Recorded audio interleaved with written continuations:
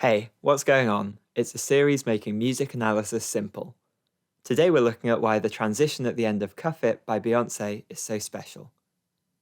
Beyoncé worked on her seventh LP, Renaissance, during the global COVID-19 pandemic. The project is a love letter to dance music of the past 50 years, and ballroom culture in particular. It shines a spotlight on the pioneering roles played by Black members of the LGBTQ community. Renaissance often feels more like a fluid DJ mix than a discrete collection of songs. The transition from Cuff It to the following track, Energy, is especially seamless. Why is this? They have the same tempo, the speed at which music is played, in this case 115 beats per minute. And they also have the same tonic. This is the first note of a musical scale, in this case G. The whole of Cuff It, as well as the start of Energy, uses G major, a common scale in Western pop. Midway through, Energy changes to the Phrygian dominant scale, but the tonic still stays as G. In a video on Unholy by Sam Smith and Kim Petras, we saw why some listeners think the Phrygian dominant scale sounds Arabic. And in another video, we looked at why Blackpink's use of the scale on Pink Venom is even stranger. When it enters on Energy, it coincides with a shift in timbre to more metallic and distorted sounds. Cuff It has a similar moment. Most of the song is pure disco, with strings, horns, and bass guitar. But it takes a sidestep in the bridge, which features a sparse arrangement, claps, and abrasive synths. By including contrasting sections within each track, it makes the actual transition from one to the other feel even smoother in comparison. Speaking of the arrangement, another thing that stays constant across the transition is the bass line.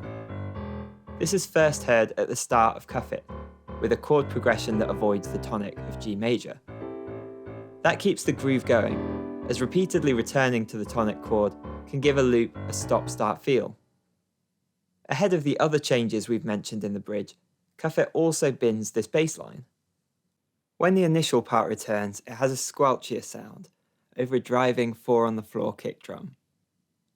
The instrumentation is more pared back than before, while the brass provides one last fanfare. The moment when Cuff It transitions to Energy acts like a music history lesson in miniature. In late 70s Chicago, DJs started bending disco into a new, more electronic, mechanical form. The horns dropping out at the end of Cuff It, and the more synthetic bass and kick reflect that. The style became known as house music, thanks to its association with a club called the Warehouse. At the core of house music and its related dance forms is freedom and celebration of self-expression. That theme is shared with Cuff It, which is built on the idea of going dancing as an act of escapism. It continues on the track after Energy, Break My Soul, when Big Frida urges us to release our wiggle and our mind.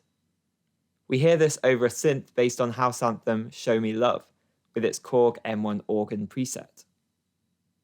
In this context, the stretch from Cuff It to Break My Soul reimagines disco morphing into house. Energy connects the two, and notably includes lyrics about the 1980s and voguing. But it also creates a link to the present, through allusions to America's current political climate. It's like we've been thrown through a wormhole, zipping to the 21st century and back to pick up right where we left off. Before we wrap up, help the channel out by taking a second to like and subscribe. Throughout Renaissance, Beyoncé engages with musical aspects of LGBTQ history, including her use of house music. Notably, the Warehouse and the scene in general was especially popular with gay black men. Cuff It and Break My Soul both preach that everyone should have a space to express themselves, and that applies to marginalized communities above all. By drawing a line to the present day, Energy reminds us that this message remains as relevant as ever.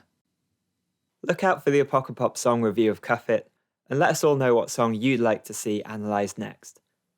Or try the analysis of Unholy by Sam Smith and Kim Petras, which explains why the Phrygian dominant can sound Arabic. And for early access, consider supporting the channel on Patreon. See you next time.